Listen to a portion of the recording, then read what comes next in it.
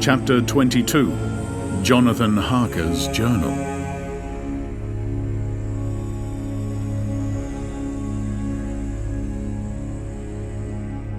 October. As I must do something or go mad, I write this diary. It is now 6 o'clock, and we are to meet in the study in half an hour to take something to eat, for Dr. Van Helsing and Dr. Seward are agreed that if we do not eat, we cannot work our best. Our best will be, God knows, required today. I must keep writing at every chance, for I dare not stop to think. All, big and little, must go down. Perhaps at the end, the little things may teach us most. The teaching, big or little, could not have landed Mina or me anywhere worse than we are today. However, we must trust and hope. Poor Mina told me just now, with the tears running down her dear cheeks, that it is in trouble and trial that our faith is tested, that we must keep on trusting, and that God will aid us up to the end. The end. Oh, my God, what end? To work, to work. When Dr. Van Helsing and Dr. Seward had come back from seeing poor Renfield, we went gravely into what was to be done. First, Dr. Seward told us that when he and Dr. Van Helsing had gone down to the room below, they had found Renfield lying on the floor, all in a heap. His face was all bruised and crushed in, and the bones of the neck were broken. Dr. Seward asked the attendant who was on duty in the passage if he had heard anything. He said that he had been sitting down, he confessed to half-dozing, when he heard loud voices in the room, and then Renfield had called out loudly several times, "God! God! God!" After that there was a sound of falling, and when he entered the room he found him lying on the floor, face down, just as the doctors had seen him. Van Helsing asked if he had heard voices or a voice, and he said he could not say. That at first it had seemed to him as if there were two, but as there was no one in the room, it could only have been one. He would swear to it, if required, that the word God was spoken by the patient. Dr. Seward said to us when we were alone that he did not wish to go into the matter. The question of an inquest had to be considered, and it would never do to put forward the truth, as no one would believe it. As it was, he thought that on the attendant's evidence he could give a certificate of death by misadventure in falling from bed. In case the coroner should demand it, there would be a formal inquest, necessarily to the same result. When the question began to be discussed as to what should be our next step, the very first thing we decided was that Mina should be in full confidence, that nothing of any sort, no matter how painful, should be kept from her. She herself agreed as to its wisdom, and it was pitiful to see her so brave, and yet so sorrowful, and in such a depth of despair. "There must be no concealment," she said. "Alas, we have had too much already. And besides, there is nothing in all the world that can give me more pain than I have already endured, than I suffer now. Whatever may happen, it must be of new hope or of new courage to me."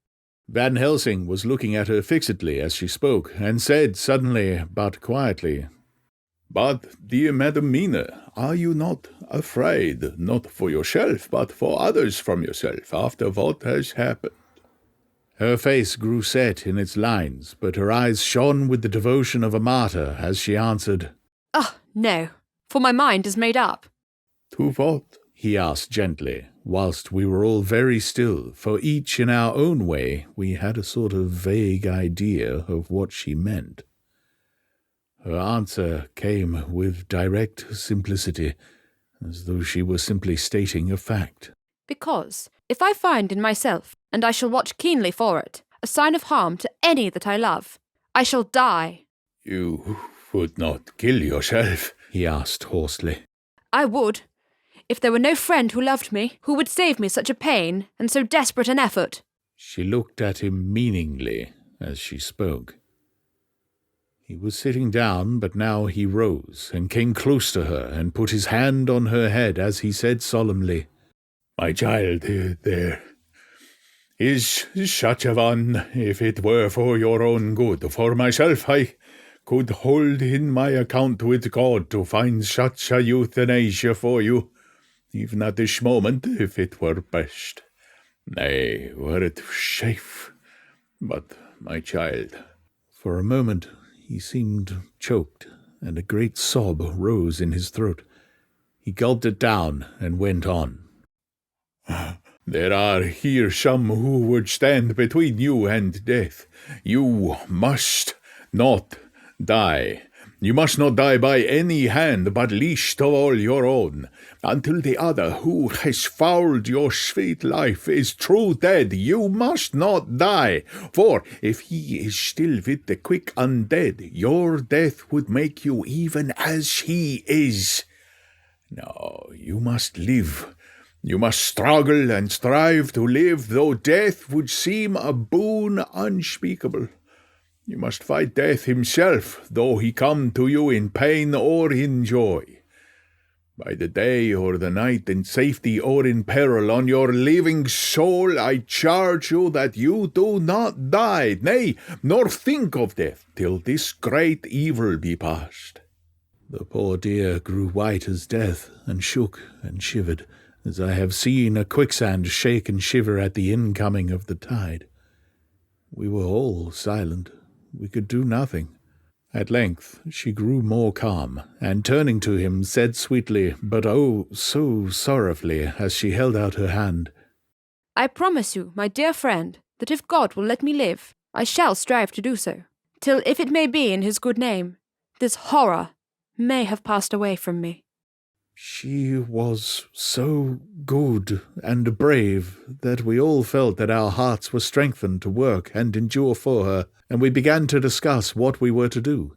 I told her that she was to have all the papers in the safe, and all the papers or diaries and phonographs we might hereafter use, and was to keep the record as she had done before. She was pleased with the prospect of anything to do, if pleased could be used in connection with so grim an interest.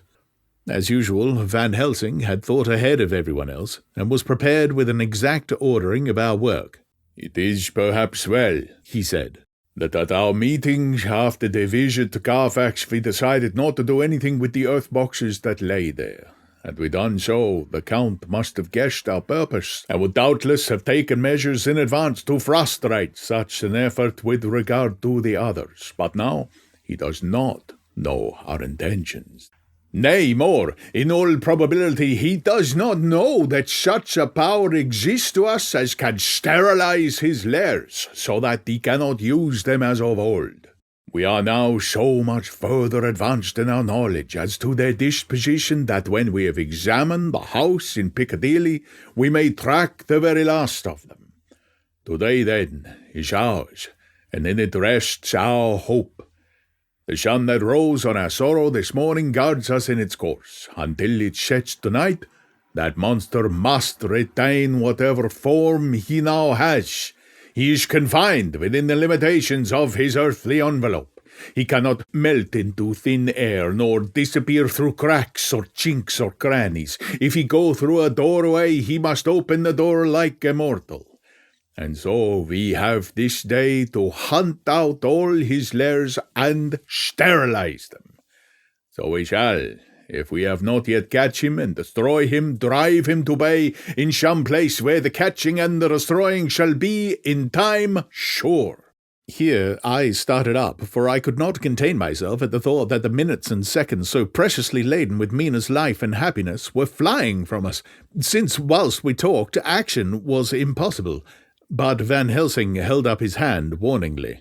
"Nay, friend Jonathan," he said, "in this, the quickest way home is the longest way, so your proverbs say. We shall all act, and act with desperate quick when the time has come, but think in all probable. The key of the situation is in that house in Piccadilly. The Count may have many houses which he has bought. Of them he will have deeds of purchase, keys, and other things. He will have papers that he write on. He will have his book of checks. There are many belongings that he must have somewhere.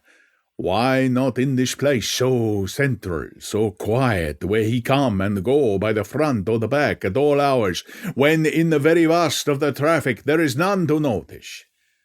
We shall go there and search that house, and when we learn what it holds, then we do what our friend Arthur call, in his phrases of hunt, stop the earths, so we run down our old fox, is it not? Then let us come at once, I cried. We are wasting the precious, precious time. The professor did not move, but simply said, And how are we to get into that house in Piccadilly? Anyway, I cried. We shall break in if need be. And your police, where will they be and what will they do? I was staggered, but I knew that if he wished to delay, he had a good reason for it. So I said, as quietly as I could, Don't wait more than need be. You know, I am sure, what torture I am in. Ah, my child, that I do. And indeed there is no wish of me to add to your anguish, but just think, what can we do until all the world be at movement? Then will come our time. I have thought, and it seems to me that the simplest way is the best of all. Now, we wish to get into the house, but we have no key. Is it not so? I nodded. Now, suppose that you were, in truth, the owner of that house, and could not still get in, and think there was to you no conscience of the housebreaker, what would you do? I should get a respectable locksmith, and set him to work to pick the lock for me. And your police, they would interfere, would they not? No, not if they knew the man was properly employed. Then, he looked at me as keenly as he spoke, all that is in doubt is the conscience of the employer, and the belief of your policeman as to whether or not the employer has a good conscience or a bad one. Your police must indeed be zealous men and clever, oh, so clever, in reading their heart, that they trouble themselves in such matters. No, my friend Jonathan. You go take the lock off 100 empty houses in this your London, or of any city in the world, and you do it, and such things are rightly done, and at the time such things are rightly done, no one will interfere. I have read of a gentleman who owned a so fine house in London, and when he went for months of summer to Switzerland and lock up his house, some burglar come and broke window at back and got in. Then he went and made open the shutters in front and walk out and in through the door before the very eyes of the police. Then he have an auction in that day and advertise it and put up a big notice. And when the people come, he sell off by a great auctioneer all the goods of that other man who owned them. Then he go to a builder and he sell him the house, making an agreement that he pull it down and take away all within a certain time. And your police and other authority help him all they can. When the owner came back from his holiday in Switzerland, he found only an empty hole where his house had been. This was all done en règle, and in our work we shall be en règle too. We shall not go so early that the policemen, who have then little to think of, shall deem it strange, but we shall go after 10 o'clock, when there are many about, and such things would be done were we indeed owners of the house. I could not but see how right he was, and the terrible despair of Mina's face became relaxed in thought. There was hope in such good counsel. Van Helsing went on. When once within the house we may find more clues. At any rate, some of us can remain there, while the rest find the other places where there be more earth boxes at the Bermondsey and Mile End. Lord Godalming stood up. I can be of some use here, he said. I shall wire to my people to have horses and carriages where they will be most convenient. Look here, old fellow, said Morris. It is a capital idea to have all ready in case we want to go horsebacking, but don't you think that one of your snappy carriages with its heraldic adornments in a byway of Walworth or Mile End would attract too much attention for our purpose? It seems to me that we ought to take cabs when we go south or east, and even leave them somewhere near the neighborhood we are going to. Friend Quincy is right, said the professor. His head is what you call in plane with the horizon. It is a difficult thing that we go to do, and we do not want no peoples to watch us, if so it may." Mina took a growing interest in everything, and I was rejoiced to see that the exigency of affairs was helping her to forget for a time the terrible experience of the night. She was very, very pale, almost ghastly, and so thin that her lips were drawn away, showing her teeth in somewhat of prominence. I did not mention this last, lest it should give her needless pain, but it made my blood run cold in my veins to think of what had occurred with poor Lucy when the Count had sucked her blood. As yet, there was no sign of the teeth growing sharper, but the time as yet was short, and there was time for fear. When we came to the discussion of the sequence of our efforts and of the disposition of our forces, there were new sources of doubt. It was finally agreed that before starting for Piccadilly we should destroy the Count's lair close at hand. In case he should find it out too soon, we should thus be still ahead of him in our work of destruction. And his presence, in his purely material shape and at his weakest, might give us some new clue. As to the disposal of forces, it was suggested by the Professor that after our visit to Carfax we should all enter the house in Piccadilly, that the 2 doctors and I should remain there whilst Lord Godalming and Quincy found the lairs at Walworth and Mile End and destroyed them. It was possible, if not likely, the Professor urged, that the Count might appear in Piccadilly during the day, and that if so, we might be able to cope with him then and there. At any rate, we might be able to follow him in force. To this plan I strenuously objected, and so far as my going was concerned, for I said that I intended to stay and protect Mina. I thought that my mind was made up on the subject, but Mina would not listen to my objection. She said that there might be some law matter in which I could be useful, that amongst the Count's papers might be some clue which I could understand out of my experience in Transylvania, and that, as it was, all the strength we could muster was required to cope with the Count's extraordinary power. I had to give in, for Mina's resolution was fixed. She said that it was the last hope for her, and that we should all work together. "As for me," she said, "I have no fear. Things have been as bad as they can be, and whatever may happen must have in it some element of hope or comfort. Go, my husband. God can, if he wishes it, guard me as well alone as with anyone present." So I started up, crying out, "Then in God's name let us come at once, for we're losing time. The Count may come to Piccadilly earlier than we think." "Not so," said Van Helsing, holding up his hand. "But why?" I asked. "Do you forget," he said, with actually a smile, "that last night he banqueted heavily and will sleep light?" Did I forget? Shall I ever? Can I ever? Can any of us ever forget the terrible scene? Mina struggled hard to keep her brave countenance, but the pain overmastered her, and she put her hands before her face and shuddered whilst she moaned. Van Helsing had not intended to recall her frightful experience. He had simply lost sight of her and her part in the affair in his intellectual effort. When it struck him what he said, he was horrified at his thoughtlessness and tried to comfort her. "Oh, Madam Mina," he said. "Dear, dear Madam Mina, alas, that I of all who so reverence you should have said anything so forgetful. These stupid old lips of mine and this stupid old head do not deserve so, but you will forget it, will you not?" He bent low beside her as he spoke. She took his hand, and looking at him through her tears, said hoarsely, "No, I shall not forget, for it is well that I remember. And with it I have so much in memory of you that is sweet, that I take it altogether. Now, you must all be going soon. Breakfast is ready, and we must all eat, that we may be strong." Breakfast was a strange meal to us all.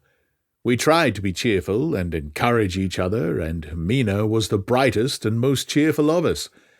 When it was over, Van Helsing stood up and said, "Now, my dear friends, we go forth to our terrible enterprise. Are we all armed, as we were on that night when first we visited our enemy's lair, armed against ghostly as well as carnal attack?"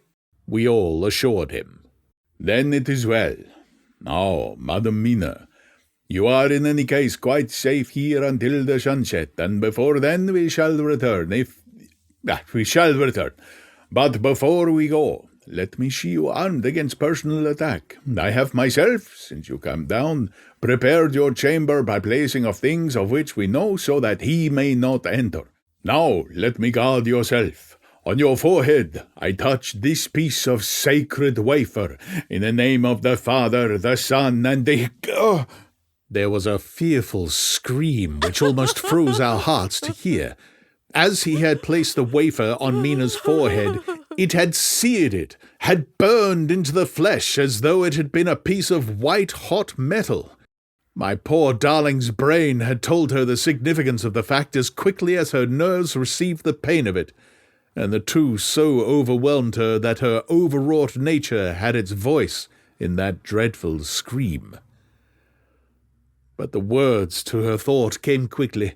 The echo of the scream had not ceased to ring on the air when there came the reaction, and she sank on her knees on the floor in an agony of abasement. Pulling her beautiful hair over her face, as the leper of old his mantle, she wailed out, "Unclean, unclean! Even the Almighty shuns my polluted flesh. I must bear this mark of shame upon my forehead until the judgment day." They all paused. I had thrown myself beside her in an agony of helpless grief, and putting my arms around, held her tight. For a few minutes our sorrowful hearts beat together, whilst the friends around us turned away their eyes that ran tears silently. Then Van Helsing turned and said gravely, so gravely that I could not help feeling that he was in some way inspired and was stating things outside himself. "It may be that you may have to bear that mark till God himself sees fit, as he most surely shall, on the judgment day, to redress all wrongs of the earth and of his children that he has placed thereon. And oh, Madam Mina, my dear, may we who love you be there to see when that red scar, the sign of God's knowledge of what has been, shall pass away, and leave your forehead as pure as the heart we know. For surely, as we live, that scar shall pass away when God sees right to lift the burden that is hard upon us. Till then, we bear our cross as his Son did in obedience to his will. It may be that we are chosen instruments of his good pleasure, and that we ascend to his bidding as that other through stripes and shame, through tears and blood, through doubts and fear, and all that makes the difference between God and man." There was hope in his words, and comfort, and they made for resignation. Mina and I both felt so, and simultaneously we took one of the old man's hands and bent over and kissed it. Then, without a word, we all knelt down together, and all holding hands swore to be true to each other. We men pledged ourselves to raise the veil of sorrow from the head of her whom, each in his own way, we loved, and we prayed for help and guidance in the terrible task which lay before us. It was then time to start, so I said farewell to Mina, a parting which neither of us shall forget to our dying day, and we set out. To one thing I have made up my mind. If we find out that Mina must be a vampire in the end, then she shall not go into that unknown and terrible land alone. I suppose it is thus that in old times one vampire meant many.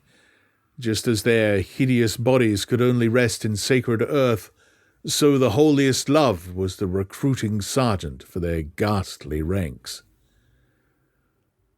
We entered Carfax without trouble, and found all things the same as on the first occasion. It was hard to believe that amongst so prosaic surroundings of neglect and dust and decay there was any ground for such fear as already we knew. Had not our minds been made up, and had there not been terrible memories to spur us on, we could hardly have proceeded with our task. We found no papers or any sign of use in the house, and in the old chapel the great boxes looked just as we had seen them last. Dr. Van Helsing said to us solemnly as we stood before him, "And now, my friends, we have a duty here to do.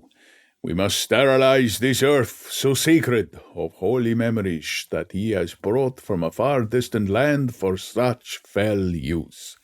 He has chosen this earth because it has been holy. Thus we defeat him with his own weapon, for we make it more holy still. It was sanctified to such use of man. Now we sanctify it to God." As he spoke, he took from his bag a screwdriver and a wrench, and very soon the top of one of the cases was thrown open. The earth smelled musty and close, but we did not somehow seem to mind, for our attention was concentrated on the professor. Taking from his box a piece of the sacred wafer, he laid it reverently on the earth, and then shutting down the lid, began to screw it home. We aided him as he worked. One by one, we treated in the same way each of the great boxes, and left them as we had found them, to all appearance. But in each was a portion of the host. When we closed the door behind us, the professor said solemnly, "So much is already done. It may be that with all the others we can be sure successful. Then the sunset of this evening may shine on Madam Mina's forehead all white as ivory and with no stain." As we passed across the lawn on our way to the station to catch our train, we could see the front of the asylum. I looked eagerly, and in the window of my own room saw Mina. I waved my hand to her and nodded to tell that our work there was successfully accomplished. She nodded in reply to show that she understood. The last I saw, she was waving her hand in farewell. It was with a heavy heart that we sought the station, and just caught the train, which was steaming in as we reached the platform. I have written this in the train. Piccadilly, 12:30 o'clock. Just before we reached Fenchurch Street, Lord Godalming said to me, "Quincy and I will find a locksmith. You had better not come with us in case there should be any difficulty, for under the circumstances, it wouldn't seem so bad for us to break into an empty house. But you are a solicitor, and the Incorporated Law Society might tell you that you should have known better." I demurred as to my not sharing any danger even of odium, but he went on. "Besides, it will attract less attention if there are not too many of us. My title will make it all right with the locksmith, and with any policeman that may come along. You had better go back with Jack and the Professor and stay in the Green Park, somewhere in sight of the house. And when you see the door opened and the smith has gone away, do you all come across. We shall be on the lookout for you and shall let you in." "The advice is good," said Van Helsing, so we said no more. Godalming and Morris hurried off in a cab, we following in another. At the corner of Arlington Street, our contingent got out and strolled into the Green Park. My heart beat as I saw the house on which so much of our hope was centred, looming up grim and silent in its deserted condition among its more lively and spruce-looking neighbours. We sat down on a bench within good view and began to smoke cigars so as to attract as little attention as possible.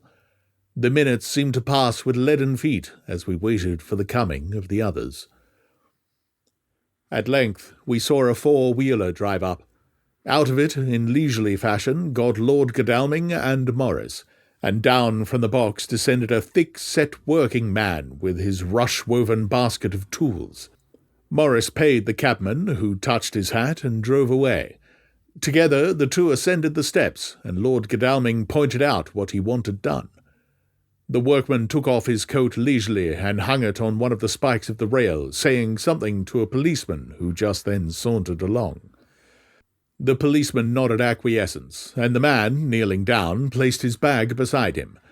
After searching through it, he took out a selection of tools which he proceeded to lay beside him in orderly fashion. Then he stood up, looked in the keyhole, blew into it, and, turning to his employers, made some remark. Lord Godalming smiled, and the man lifted a good-sized bunch of keys. Selecting one of them, he began to probe the lock, as if feeling his way with it. After fumbling about for a bit, he tried a second, and then a third. All at once the door opened under a slight push from him, and he and the two others entered the hall. We sat still. My own cigar burnt furiously, but Van Helsing's went cold altogether. We waited patiently as we saw the workman come out and bring his bag. Then he held the door partly open, steadying it with his knees whilst he fitted a key to the lock. This he finally handed to Lord Godalming, who took out his purse and gave him something. The man touched his hat, took his bag, put on his coat, and departed. Not a soul took the slightest notice of the whole transaction. When the man had fairly gone, we three crossed the street and knocked at the door.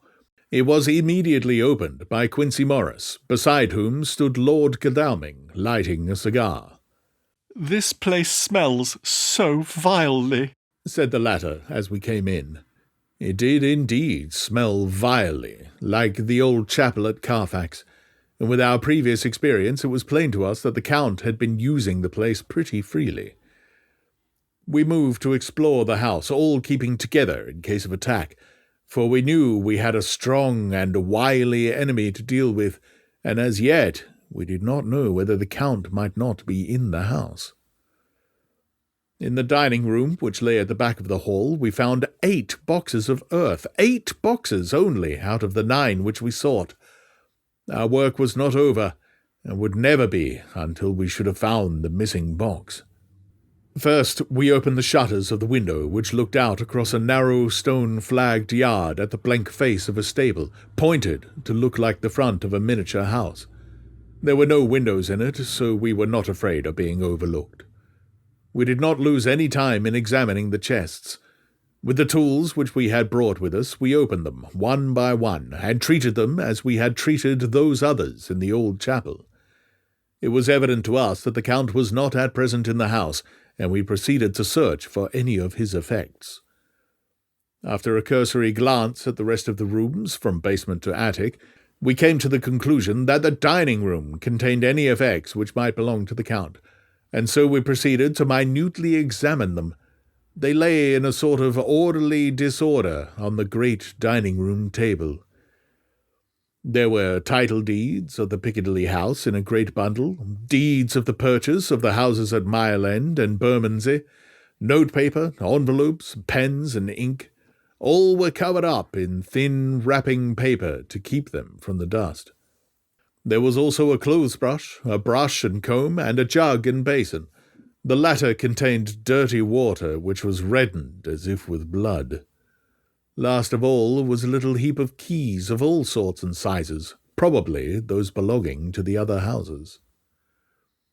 When we had examined this last find, Lord Godalming and Quincy Morris, taking accurate notes of the various addresses of the houses in the east and south, took with them the keys in a great bunch, and set out to destroy the boxes in these places. The rest of us are, with what patience we can, waiting their return, or the coming of the Count.